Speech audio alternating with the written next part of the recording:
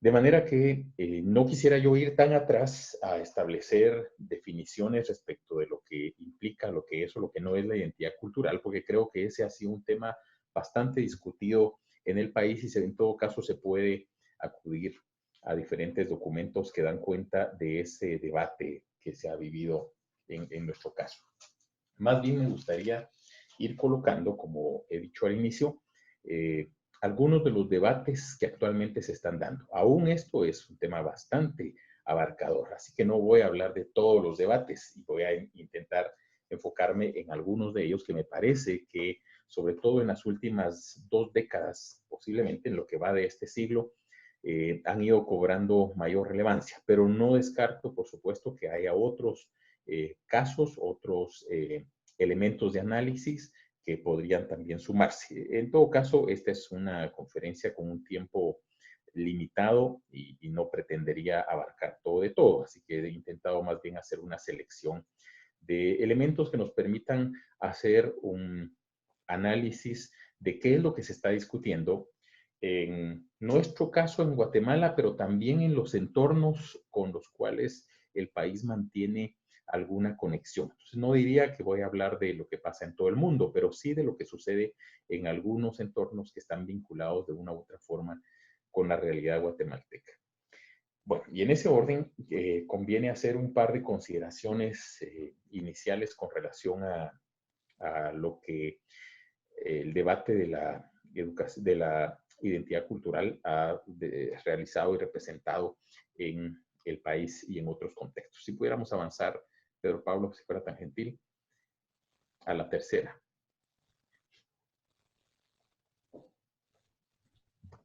Yo voy a ir colocando, bueno, con la ayuda de Pedro Pablo, por supuesto, unos textos que ustedes pueden leer tranquilamente en su pantalla, pero que me ayudan a no dejar pasar algunos elementos que me parecen sustanciales en esta discusión.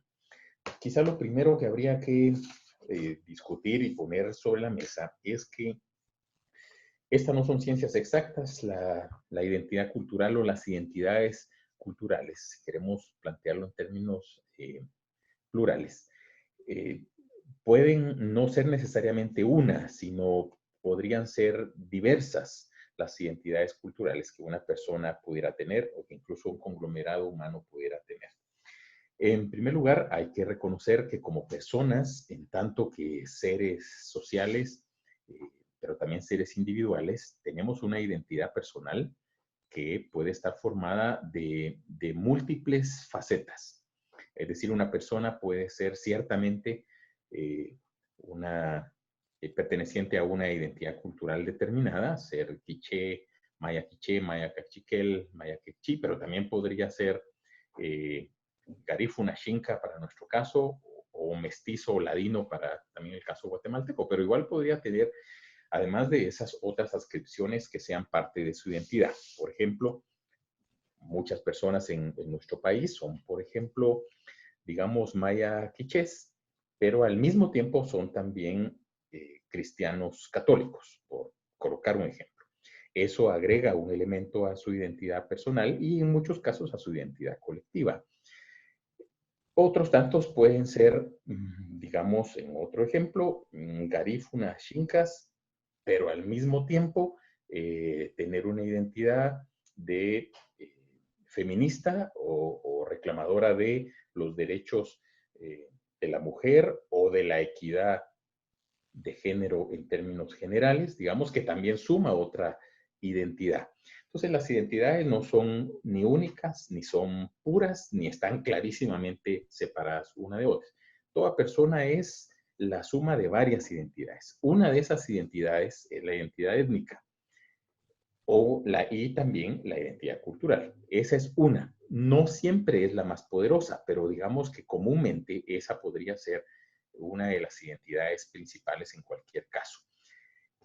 En términos de una colectividad que se identifica por determinadas pautas culturales, es mucho más fácil reconocer esa presencia, esa identidad de grupo, de comunidad, de conglomerado que construye una identidad, que se identifica por distintos rasgos, donde por ejemplo el idioma es un rasgo muy importante, pero no el único. sino también otras pautas de vida, de formas de organización, de formas de conducta, de mecanismos que se permiten y mecanismos que hacen parte de la cotidianidad y de la forma de convivir.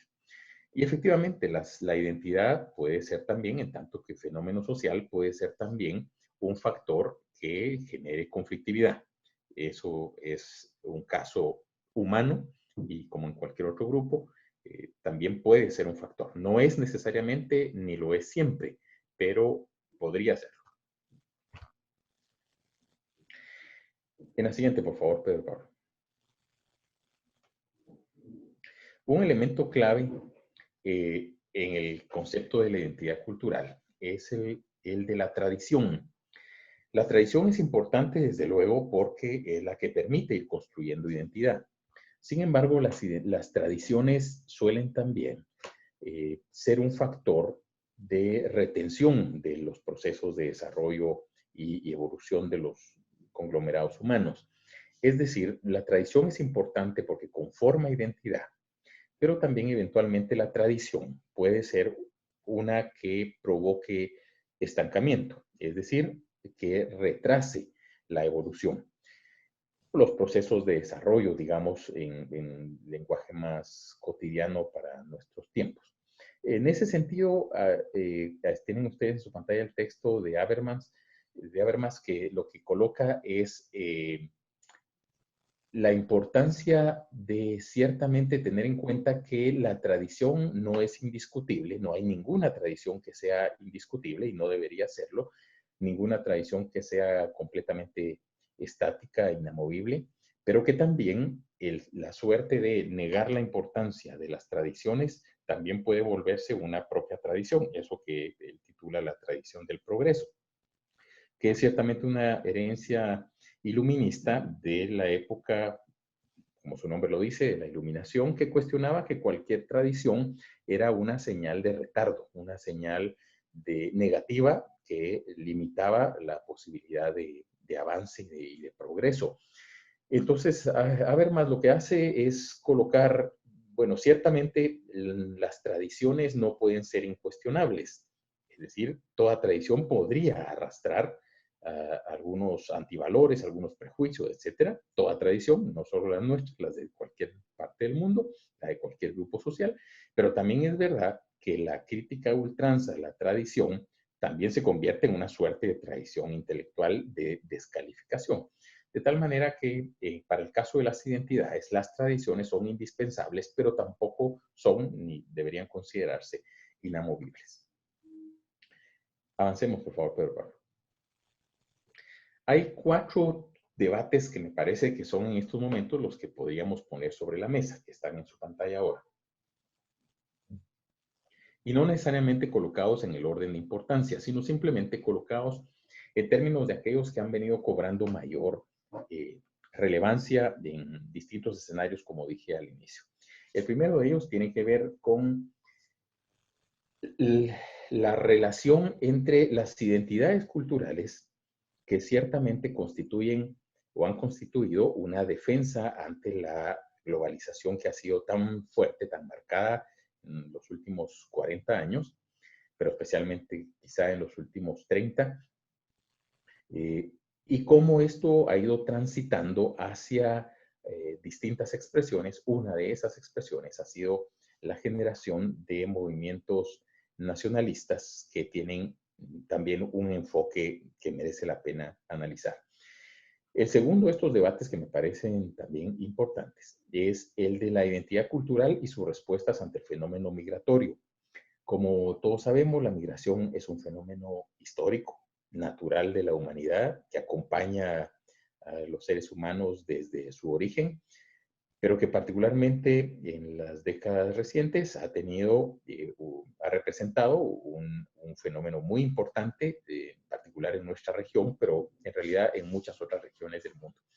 Entonces, el fenómeno migratorio frente a las identidades culturales es sin duda uno de los temas que hoy día están sobre la mesa. El tercer debate que me parece que es importante colocar es si siempre la identidad cultural implica una suerte de etnocentrismo. o si podría haber, digamos, una reivindicación cultural que no partiera de bases etnocéntricas. Y podíamos ahí discutir un poco sobre lo que representa el etnocentrismo, tanto en sus aspectos positivos como negativos. Y el último debate se refiere específicamente al caso de Guatemala. Todos los anteriores, los tres anteriores, están necesariamente vinculados con Guatemala. No son extranjeros, no son fenómenos raros.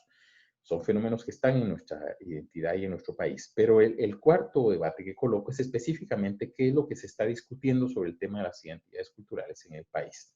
Y posiblemente ese debería tener un poco más de tiempo, pero voy a intentar hacer una distribución equitativa entre estos 4 puntos de análisis. Desde ya les propongo estos 4 puntos, pero ustedes sin duda podrían en la etapa final de esta presentación agregar otros elementos que les parezcan que son importantes y que no están siendo cubiertos por estas 4 propuestas que ahora paso a explicar. Vamos entonces con el primero, por favor.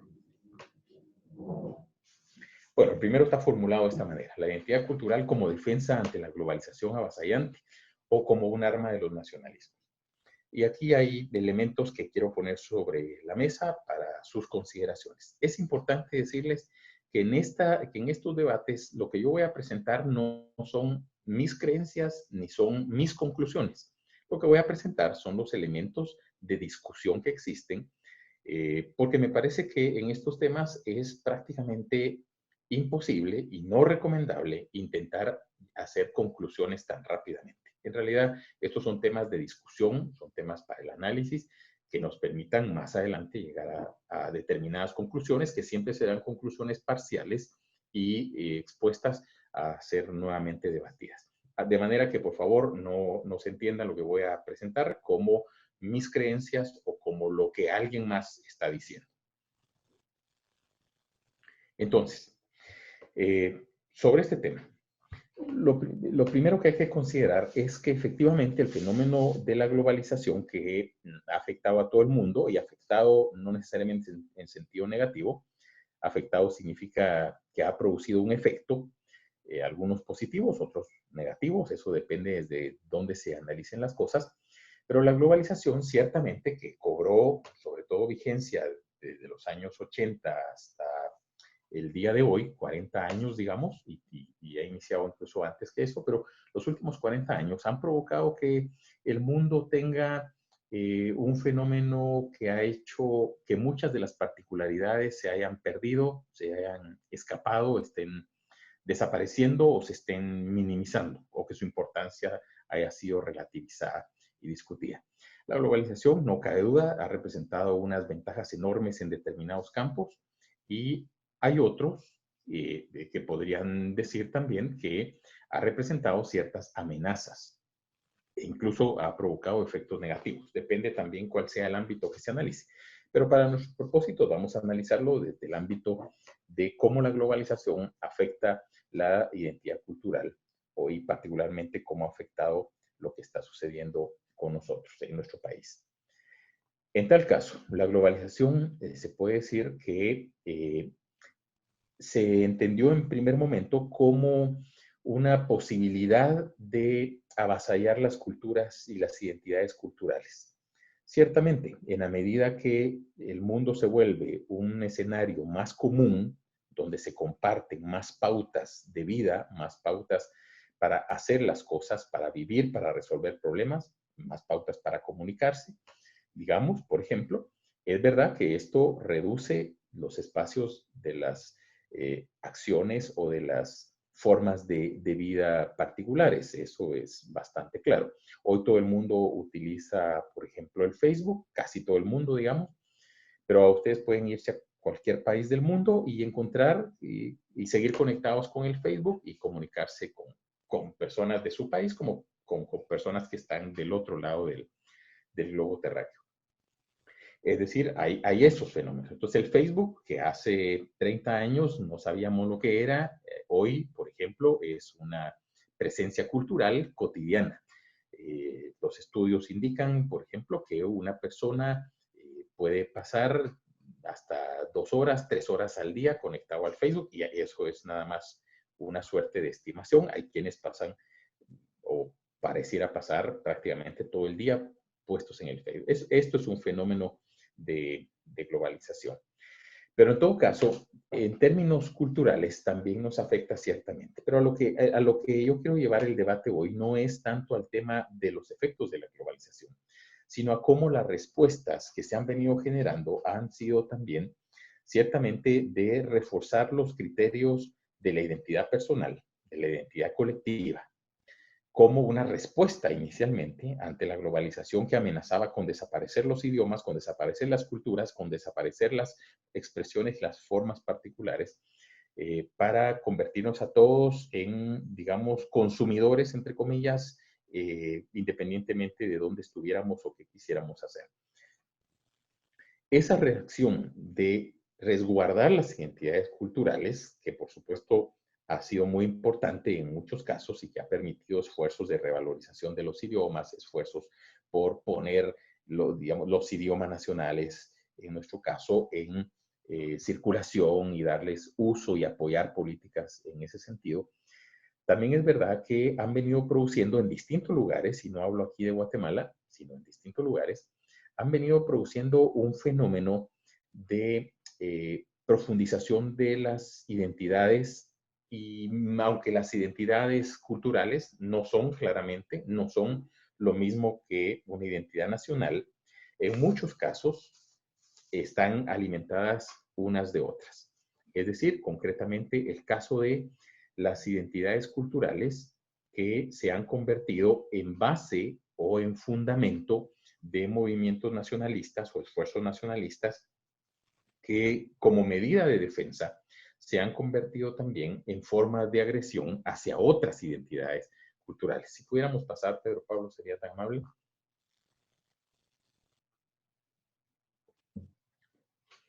Aquí cito algunos elementos que me parece que son interesantes en función de argumentar este punto que estoy colocando. Y voy a tomar el caso de España porque es posiblemente uno de los que están en el entorno guatemalteco donde estos fenómenos han sido fuertemente vividos y son y constituyen permanentemente ciertamente un debate muy activo, muy fuerte, a veces incluso un debate con características agresivas. Eh, Félix Ovejero, que es un profesor universitario de Barcelona, plantea esta idea de la identidad cultural es una superstición. Obviamente lo que está colocando, lo que está tratando de decir, es que las identidades culturales han sido un invento para fundamentar los movimientos nacionalistas, que en el fondo lo que persiguen es o movimientos separatistas, por ejemplo, que es justamente uno del caso español en la actualidad y concretamente el caso de Cataluña, o bien reivindicaciones materiales en términos de recuperación de territorios o apropiación de territorios, como algunos lo dirían, y en donde el tema de la identidad cultural se convierte en el insumo que justifica una acción de esta naturaleza. Tengo que decir, como ya indiqué una vez, que estas no son mis ideas, sino son los puntos que están en discusión y no necesariamente son la verdad o son los correctos, pero digamos que hay un debate en este sentido, es importante. Entonces, lo que tenemos que revisar es esa relación entre las identidades culturales como fundamentación de los nacionalismos, pero particularmente de los nacionalismos que funcionan en una lógica de reacción agresiva o de violencia hacia las otras identidades culturales. Pasemos. Y como señala Delgado Gal, quizá una de las partes más complejas de los nacionalismos vinculados a las identidades culturales son aquellos que tienen una inspiración romántica. Y esta inspiración romántica no significa otra cosa que la construcción de imaginarios, imaginarios que hablan de expresiones culturales nacionalistas que rayan la perfección. Es decir, nuestra identidad no tiene ninguna falla. Nuestra identidad cultural no tiene ninguna debilidad. Todo para nosotros si viviéramos solos en el mundo, viviríamos bien porque nuestra identidad cultural es casi perfecta.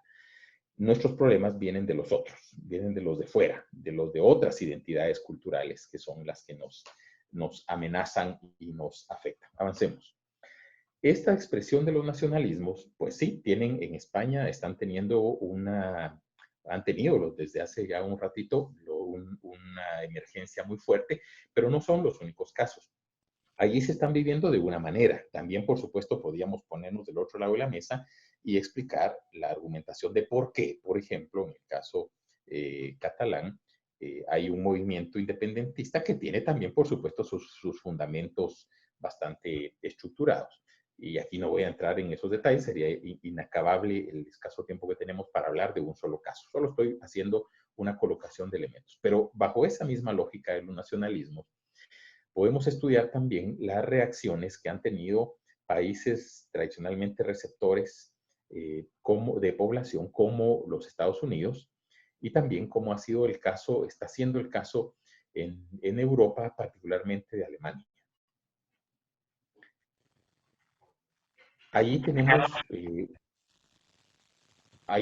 una, porque lo que vemos es ciertamente respuestas de corte nacionalista amparadas más o menos en elementos de la identidad cultural, que lo que plantean es que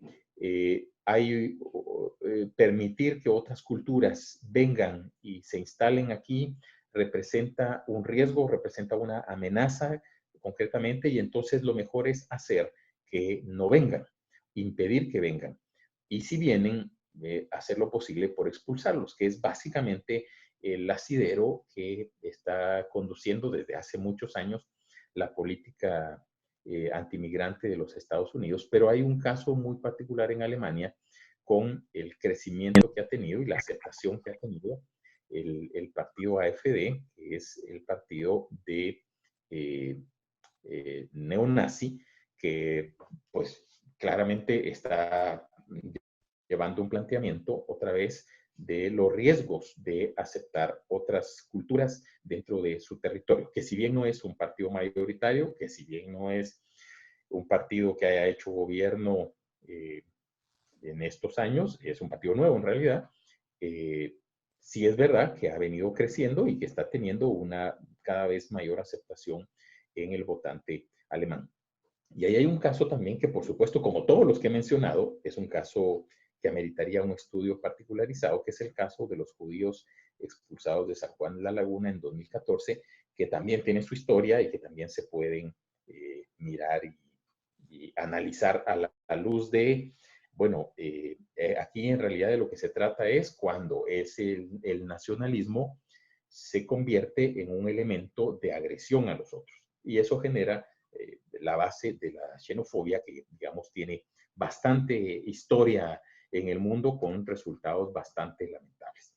Entonces, ese primer debate que he colocado, que se está dando y que se sigue dando y se va a seguir dando en muchas partes del mundo, tiene que ver con, bueno, ¿qué pasa? Las identidades culturales son absolutamente legítimas, eso no está en discusión, pero sin embargo, en algunos casos, el reclamo de identidades culturales puede ser también fundamento para apoyar esquemas nacionalistas. Y no es que todos los nacionalismos sean, o todo lo de un nacionalismo sea perjudicial, pero hemos visto expresiones y estamos viendo expresiones nacionalistas que lo que hacen es responder agresivamente ante cualquier otra presencia cultural, lo que, digamos, constituye lógicamente una agresión. Si pasáramos, por favor, Pedro Pablo, a pesar de las dificultades técnicas que se ve que se está teniendo, si me ayuda a avanzar, gracias. Bueno, el segundo debate que he tratado de colocar está muy cercano de este y de algún modo ya lo he ido encaminando, que tiene que ver con el fenómeno de cómo las identidades culturales no son estáticas. No están siempre en el mismo lugar y no están siempre haciendo exactamente lo mismo, sino las identidades culturales son móviles. Donde estén las personas, en tanto que se movilizan, también va consigo su identidad. Y esto sucede no solo en forma individual, que es la forma posiblemente más extendida, sino también sucede cuando conglomerados se movilizan y se trasladan de un lugar a otro para convertirse en pequeños grupos, pequeños digo, frente a la globalidad de los grupos ya asentados en un lugar determinado, convertirse en grupos minoritarios, pero que reivindican una identidad cultural determinada. Pasemos, por favor.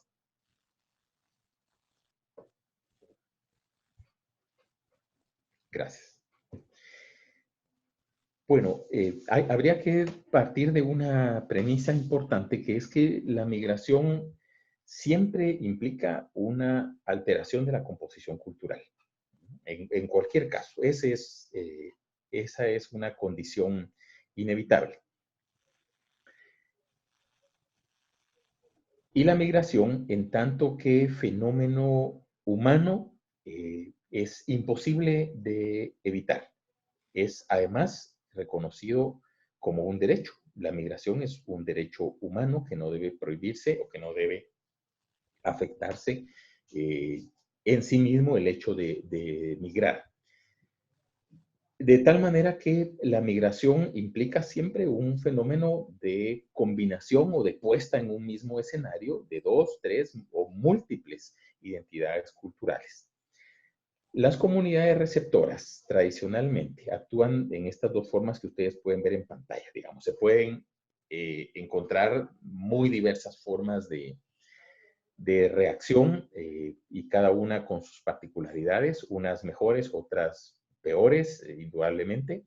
Además, si uno hiciera una revisión histórica, encontraría que en muchos casos las respuestas han sido extremas. Pero digamos, en nuestro contexto, en este siglo XXI, seguimos observando dos tipos de reacción de las comunidades receptoras, que son aquellas que reciben efectivamente a las distintas identidades culturales y procuran hacer un esfuerzo de integración, de incorporación, de convivencia, particularmente de esto que en algunos casos ha decidido llamarse interculturalidad, una interculturalidad proactiva y positiva. Y otros casos en los que la respuesta es de cierre de oportunidades, de establecimiento de límites, de fronteras, de incluso acciones agresivas de respuesta que intentan evitar que este sea un fenómeno creciente, detenerlo e incluso expulsar a quienes han migrado y están ubicándose en determinadas regiones. Tiene que ver un poco con lo que planteaba antes, que está pasando en muchos países europeos, aunque lo de Europa es muy diverso, pero particularmente en Estados Unidos, donde la respuesta hacia los migrantes ha sido en general una respuesta fuerte, violenta, digamos, no positiva. Avancemos, por favor.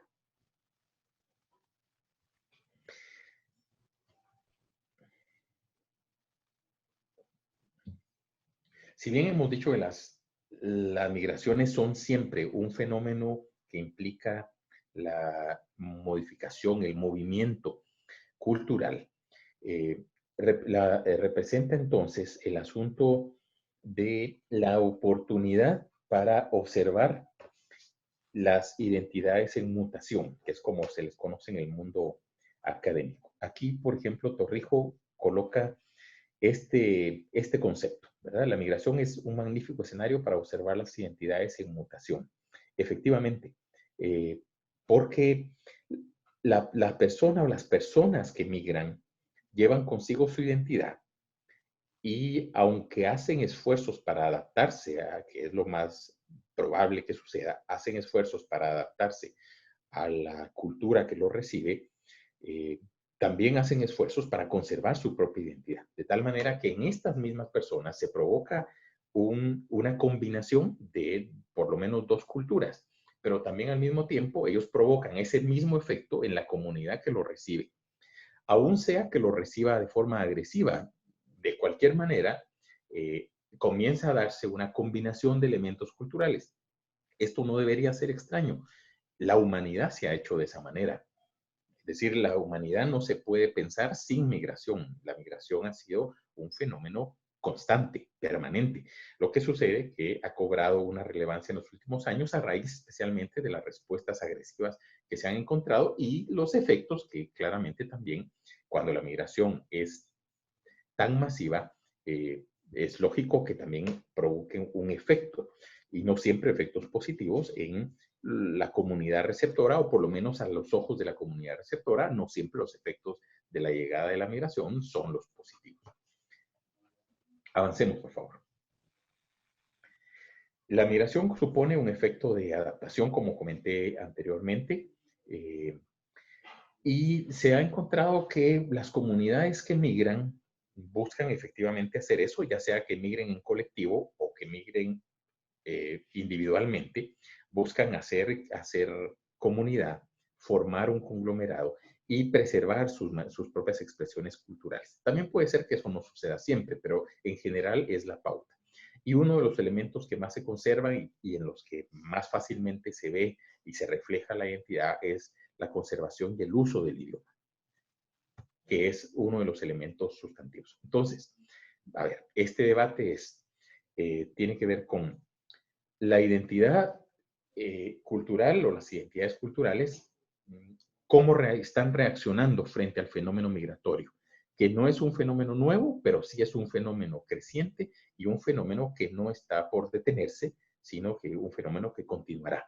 Y aquí tendríamos que vernos nosotros, como país que ciertamente produce una gran cantidad de población migrante, que va generalmente hacia los países del norte y en particular Estados Unidos, pero también es verdad que tendríamos que vernos como un país que también recibe población migrante y particularmente con los sucesos del último año y las caravanas migrantes que han sido tan relevantes y tan significativas en términos de los efectos políticos que han tenido en nuestro país y en toda la región.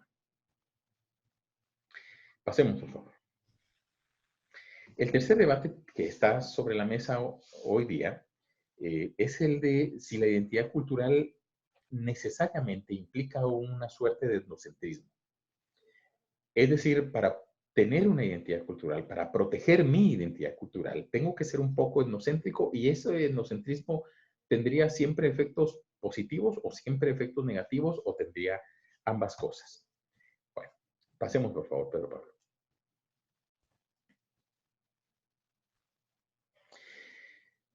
Las personas somos inevitablemente etnocéntricas en alguna medida como somos al mismo tiempo egoístas. Digamos, eso es una composición propia de los seres humanos. Somos egoístas y el egoísmo no es siempre negativo, como normalmente se nos enseña en las escuelas.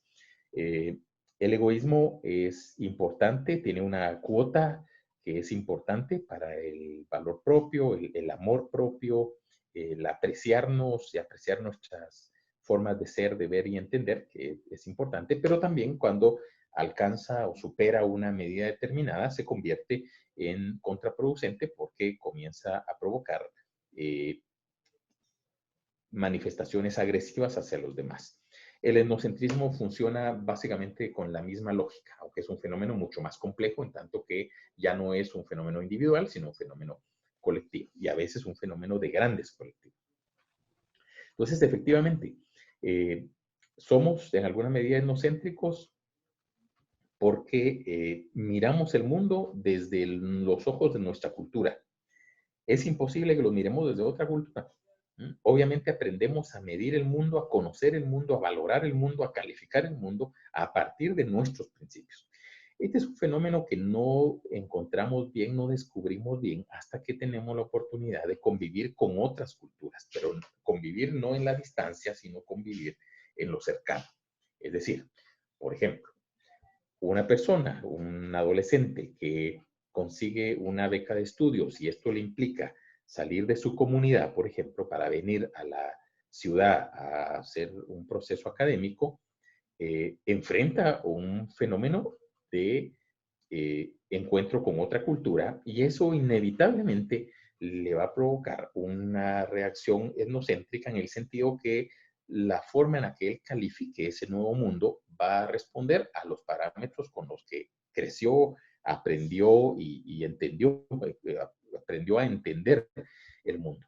Lo mismo sucedería si un joven adolescente capitalino viaja por estudios o por cualquier otra razón a una comunidad, a hacer un ejercicio a una comunidad muy rural, por ejemplo, obviamente experimenta otra vez el mismo fenómeno y va a valorar, va a calificar lo que allí viva, lo que allí observe desde sus parámetros que él le ofrece en su cultura. Ese fenómeno etnocéntrico pareciera que es inevitable. Pero también ese fenómeno puede ser provocador de valoraciones no solo extremas, sino también valoraciones basadas en supuestos y no en hechos o en evidencias objetivas. Eso de considerar exótico todo lo que no sea que encaje con mi identidad. Eso es, por ejemplo, un fenómeno o una respuesta que puede tener. Avancemos, por favor, Pedro Pablo. Como dice aquí Pedrero, la identidad cultural responde al lugar donde nacemos, ¿verdad? Ahí lo que nos enseña a mirar el mundo, lo que nos enseña a entender el mundo y a ofrecer una acción o una reacción frente a los fenómenos que el mundo nos inspira. De manera que, bueno, efectivamente, al parecer, el etnocentrismo es parte inevitable del ser humano, pero también tenemos que aprender, como el egoísmo, a reconocer sus límites y a establecer una suerte de etnocentrismo que no nos impida interactuar con otros, compartir con otros, pero también tratar de interpretar sus propias lecturas del mundo y tratar de entender que la convivencia es uno de los aspectos fundamentales en la vida. Por ejemplo, la UNESCO ha considerado que uno de los aprendizajes más importantes para la vida, para convivir en este mundo tan amplio y tan diverso, es justamente el aprender a convivir. Ese es uno de los que la UNESCO considera pilares de la educación.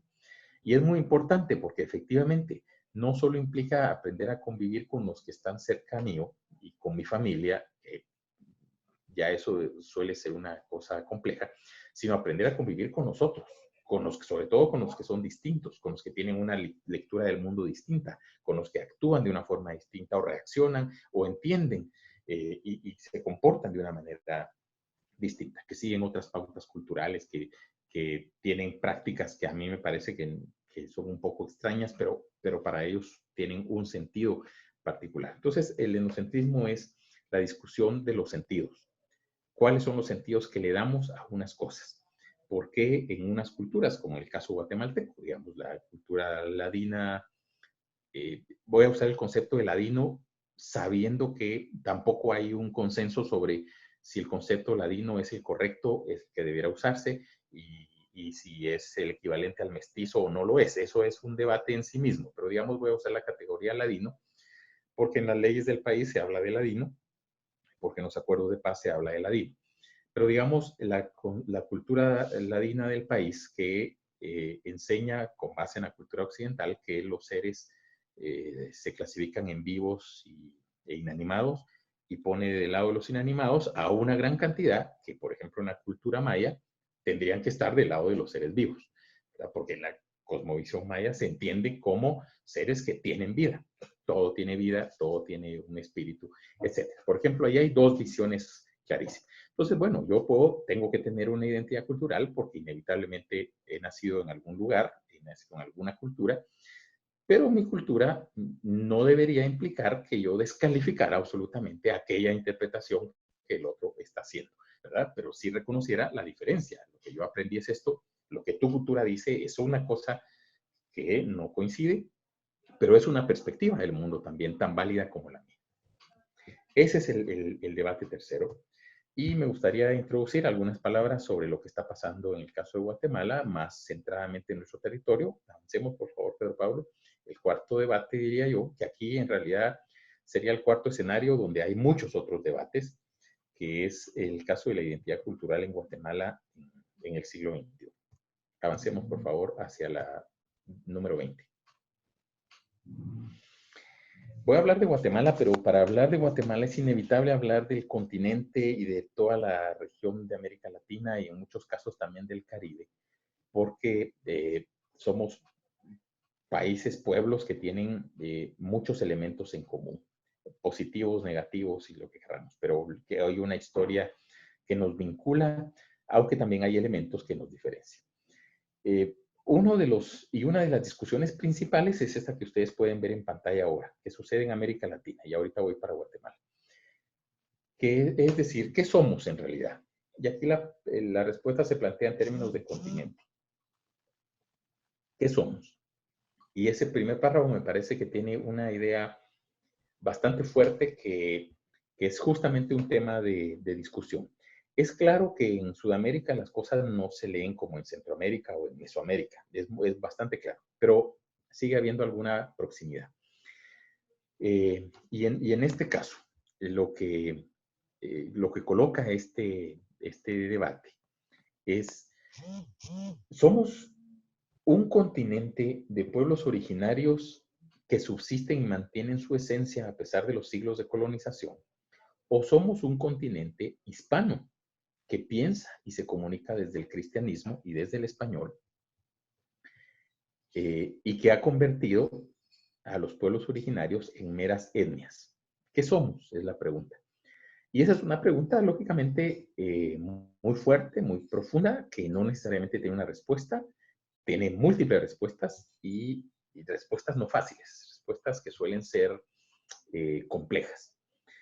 Pero me parece que ahí hay una cuestión que verdaderamente amerita seguir analizando, seguir estudiando, seguir presentando teorías que expliquen qué es lo que en realidad es el continente americano, caracterizado por la presencia de múltiples pueblos originarios y no solo por múltiples pueblos, porque digamos que el elemento aquí cualitativo no es que hayan sido muchos pueblos, ese es un elemento importante, pero el elemento cualitativo es que son pueblos que han tenido aportes inconmensurables para la humanidad, no digamos para su propio beneficio. Yo querría citar aquí para explicar esta idea, y en razón de que no hay mucho tiempo como para profundizarla, citar a Luis Cardosa de Aragón, que cuando hablaba de estos temas, hacía muchos años, Cardosa de Aragón murió hace 30 años, pero y es un reconocido intelectual, como muchos saben, es el responsable de aquella frase que decía, contrario a lo que se decía en el mundo, al revés de lo que se decía en el mundo, que decía, los griegos, la civilización griega es una civilización tan importante para la humanidad que bien podríamos decir que los griegos son los mayas de Europa. Y no al revés, como la perspectiva colonialista instaló, que decía que los mayas eran tan buenos que eran los griegos de América. Y Carlos de Aragón hacía el juego al revés, precisamente para destacar la importancia. Los griegos podríamos decir que son los mayas de Europa. Es decir, entonces somos un continente que dio lugar a pueblos originarios de extraordinaria eh, capacidad de hacer cosas, de avanzar, de descubrir, de inventar y de enseñar. Y eso es muy importante. Entonces, pero hoy día, ¿qué somos? En el siglo XXI, ¿qué somos? ¿Somos eso? ¿Seguimos siendo eso? Hay todavía ahí mucho de aquello? ¿O más bien hemos convertido a lo que fueron pueblos originarios en meras etnias minoritarias en la mayoría de los casos? Ese es un debate, ¿verdad? Es un debate y es un debate muy fuerte. Avancemos, por favor, Pedro Pablo. Bueno, en el caso de Guatemala, lo que hay que reconocer, y quizá no necesitemos ya revivir este párrafo, es que a lo largo de su historia hay un desarrollo social unido a un proceso bastante etnocéntrico que se fortalece, se fundamenta no solo en el periodo colonial con muchísima fuerza, sino se consolida, digamos, a partir de la independencia y la constitución de la República. Es decir, la República Guatemalteca, lejos de reivindicarse como una nación pluricultural en aquel momento, se reivindica como una nación oficialmente occidentalizada, castellano hablante, y de ahí, digamos, esto da lugar a todo el fenómeno o impulsa el fenómeno racista del país, que también me parece que es un asunto indiscutible, Podíamos discutir las razones del racismo y tener un debate sobre eso. Podíamos también discutir si el racismo de hoy es mayor que el de hace 100 años o es menor o más sutil. Y sin duda habría muchas perspectivas, pero digamos, el país claramente tiene una historia donde hay algo que es el racismo y que el racismo es casi constitutivo del país que somos. Y como lo señala el párrafo, a pesar de que hace 30 años se firmaron los acuerdos de paz, los efectos concretos han sido muy pocos en razón de revertir esa relación. Avancemos, por favor, Pedro Pablo, hacia la 23. Y lo coloco como una expectativa de reducción de la hegemonía. Y aquí cito, y por eso tiene ese título, la expectativa de reducción de la hegemonía. Aquí cito a varios de algunos, porque en realidad son muchos, pero algunos de los referentes intelectuales mayas del país que han abordado el tema. Y, por ejemplo, empezando con Daniel Matul. Este es un texto un poco antiguo de Daniel, que es de 1989, pero, digamos, Daniel Matul es de los intelectuales que siguen produciendo un análisis bastante serio hasta el día de hoy. Pero aquí lo que coloca es una suerte de expectativa, ciertamente, de que no ha llegado el tiempo en que el pueblo maya recupere sus condiciones, su esplendor, sus formas, ¿verdad? Es decir, hay un planteo que hace aquí Daniel Matul sobre que la sabiduría acumulada por el pueblo maya concretamente está todavía a la espera que llegue el momento en que pueda recuperarse. Y esto sería, en este texto simbólico que él coloca, digamos, cuando llegue ese momento de reconquistar aquello que fue perdido a través de la invasión española, el periodo colonial, la república y todo lo que ha venido después. Avancemos. Tomo una cita de Demetrio Cogti, que también es quizá uno de los más reconocidos, y no solo los más reconocidos, de los primeros intelectuales mayas. Cuando digo intelectuales, no quiere decir que sean solamente intelectuales y que estén lejos de su pueblo y desconozcan su pueblo. Digo intelectuales porque están en el escenario intelectual y producen intelectualidad y lo han hecho por mucho tiempo y son claramente reconocidos. El doctor Demetrio lo que coloca es este elemento que me parece bastante descriptivo de una perspectiva de cómo son las relaciones interculturales en el país en estos tiempos. Aunque su texto es de 2005, digamos que esto en realidad podría ser también perfectamente válido para ahora. Y lo que establece es cómo hay una jerarquización. Yo donde veo el debate es que aquí lo que tengo son lecturas de esa situación que pueden ser debatibles, por supuesto, pueden ser debatibles, pueden ser argumentadas a favor, pueden ser argumentadas en contra y más que argumentar a favor o en contra de lo que dice el doctor Demetrio Costillo o lo que dice Daniel Matulo o lo que dicen otros, yo creo que lo que sí es verdad es que hay en el país un debate en términos de cómo nos relacionamos las distintas identidades culturales que aquí nos toca convivir, que aquí estamos y convivimos. Y cómo los esfuerzos que se han hecho, ya sea desde la política pública, ya sea desde las iniciativas de los propios pueblos, desde las iniciativas comunales, o desde cualquier otra, hasta la cooperación internacional que ha estado involucrada en el tema, cómo esas iniciativas han logrado o no ser efectivas, han producido o no efectos positivos. En mi caso, por ejemplo, tengo una vinculación profundista con el tema de la reforma educativa, donde se planteó este tema en el centro de la reforma educativa desde que se desarrolló el proceso de negociación de la paz. Desde los 10 años de negociación de la paz, el tema de las identidades fue un tema medular en la reforma educativa. Sin embargo, hoy, les estoy hablando ya de casi 30 años de iniciado ese proceso, hoy, 2020, la reforma educativa sigue estando en profunda deuda con relación a la transformación en hechos, en medidas concretas, de procesos que mejoren las relaciones interculturales o que reconozcan mejor las relaciones interculturales. Hoy el sistema educativo sigue siendo bastante discriminador y ciertamente bastante racista. Eso es muy fácil de demostrar. Está escrito en papel pues todo lo que se podía imaginar sobre lo que hay que hacer y cómo hay que hacerlo, pero en la práctica eso no ha sucedido. De tal manera que esta cita del doctor Hopti, me parece, recoge una perspectiva de cómo se viven en el país las relaciones entre los distintos pueblos. Avancemos, por favor, Pedro. La siguiente cita es de Aura Cumes, una antropóloga muy reconocida en el medio nacional, también fuera del país. Y Aura lo que coloca es una anécdota que me parece extraordinaria, y extraordinaria en el sentido de la manera en la que la explica, pero no extraordinaria en el sentido que le haya pasado solo a ella, sino esto me parece que recoge la experiencia de muchísimas personas, no solamente mujeres mayas, sino de muchas otras, que hayan tenido una experiencia similar.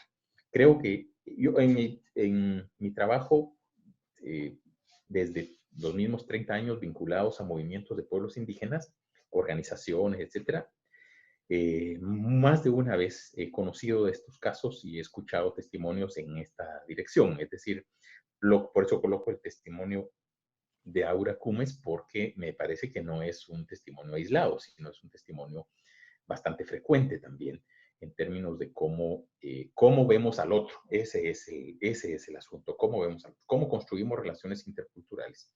Si tenemos un estigma sobre el otro y tenemos un estereotipo del otro y creemos que es bueno para aquello, pero no es bueno para aquello otro de forma a priori, ¿verdad? Ese me parece que es un elemento importante. Y avancemos, por favor, Pedro Pablo, una vez más. A Casaus, Magdalena Casaus, ella no es maya, ella es, pues, ladina. Posiblemente aquí justamente está el debate de si es ladino o es mestizo, o son cosas distintas o son la misma cosa. Pues, siendo de una de las familias más tradicionales del país, para decirlo en una palabra, pero que podíamos también discutir mucho ese concepto, que ella misma discute. Yo creo que es una de las intelectuales que mejor han trabajado este tema, que ha investigado y que coloca claramente lo que el país es, lo que Guatemala es en términos de sus relaciones interculturales.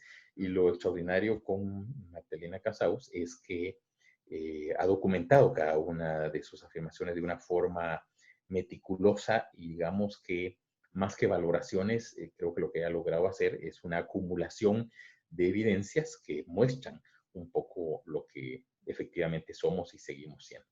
Y esto del Estado racista y una nación eugenésica hace referencia al concepto no guatemalteco, sino concepto usado en el mundo, que refiere a la necesidad o a la forma de utilizar leyes biológicas para, entre comillas, mejorar la especie, ¿verdad? Es decir, cómo, en términos muy coloquiales, cómo utilizar el mestizaje para mejorar la especie humana, que es básicamente lo que es. Si ustedes buscan los orígenes de ese concepto eugenésico, pues van a tener que ir muy lejos, porque es un concepto en verdad muy lejano, pero que pasa por momentos claves de la historia.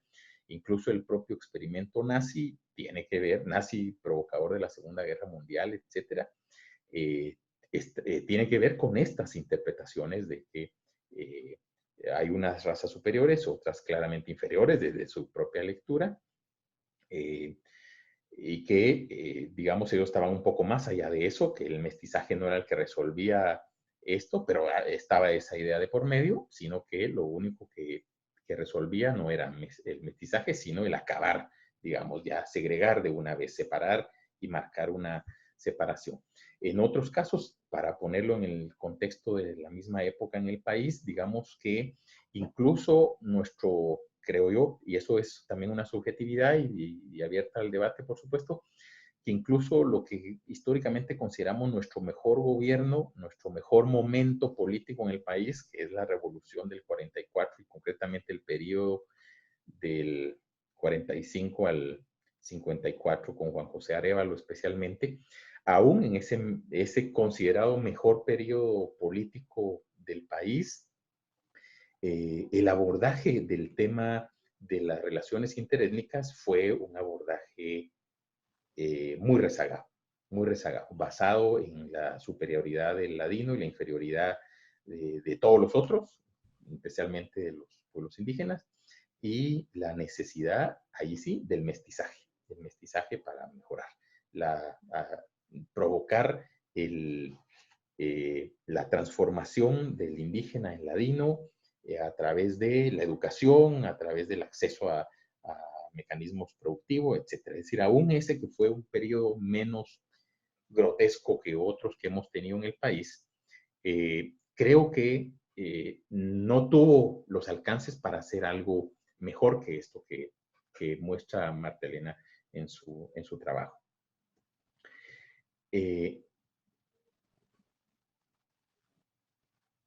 Yo creo que en el caso guatemalteco, gracias, Pedro Pablo, en el caso guatemalteco, algo que está muy, muy frecuente en el debate actual del país es lo que tiene que ver con estas líneas y aquí vuelvo a unir con uno de los debates, con el primero de los debates que coloqué, que es lo de los nacionalismos, esto de vincularnos con la identidad nacional del país para sobreponerla ante cualquier otra identidad. Ese es uno de los debates hoy más activos en Guatemala.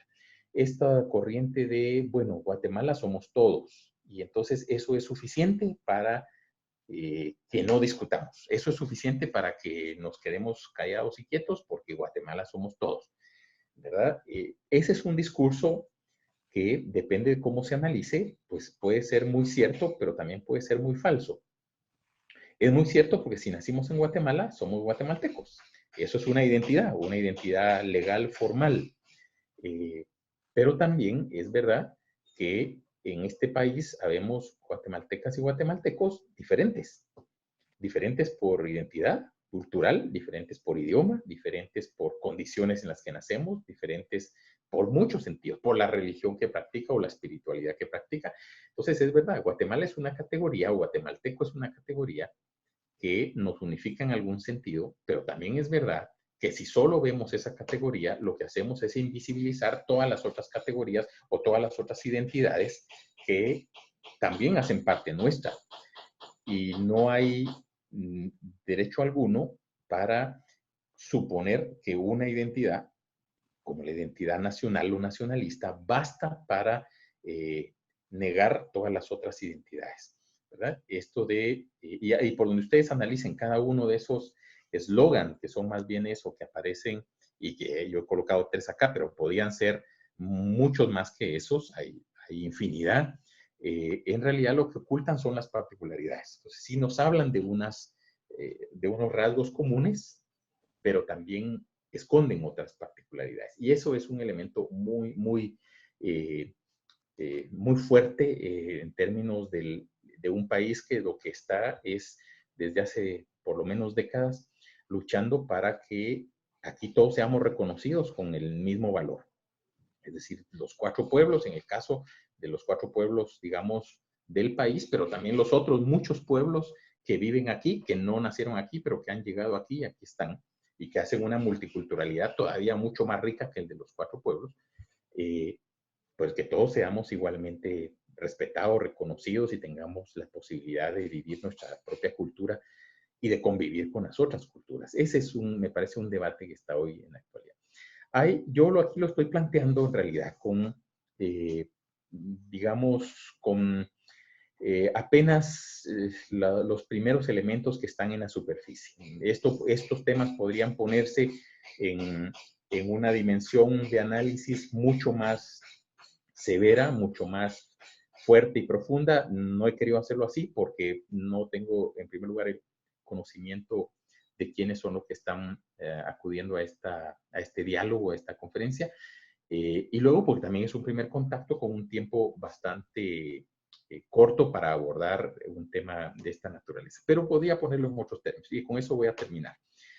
Por ejemplo, hay una frase que me parece a mí que da lugar, esa no aparece aquí en la presentación, pero pues se las comparto porque es también conocida, que me parece a mí que pinta en buena medida otro ángulo muy interesante de mira sobre las relaciones interculturales en Guatemala.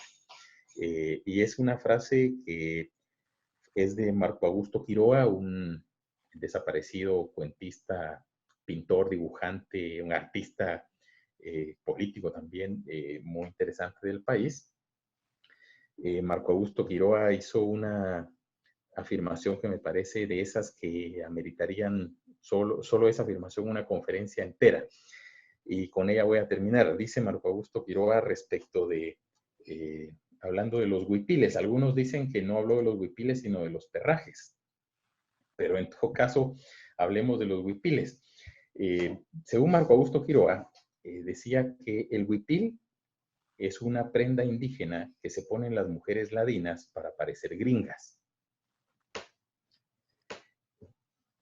Le repito, el huipil es una prenda indígena que se ponen las mujeres ladinas para parecer gringas. Y yo creo que ahí hay, como digo, material para debatirnos un buen rato y tratar de profundizar un poco más sobre qué es lo que está pasando en el siglo XXI en Guatemala. Entonces, bueno, concluyo yo y habría lugar para escuchar algunas preguntas si quieren hacer y posiblemente no pueda responderlas porque algunos son elementos de criterio, pero si quisieran hacer comentarios, creo que serían más saludables en términos de que, como dije al inicio, no intentamos hacer aquí conclusiones o afirmaciones categóricas. Lo que hemos intentado es colocar algunos de los debates que hoy en día están abiertos, están vigentes sobre el tema de las identidades culturales y por eso he planteado estos cuatro de los que ya he hablado, creo, suficiente por hoy. Así que gracias, quedo atento a si hay comentarios y si hay alguna pregunta, con mucho gusto si puedo responderla lo hago y si no les digo.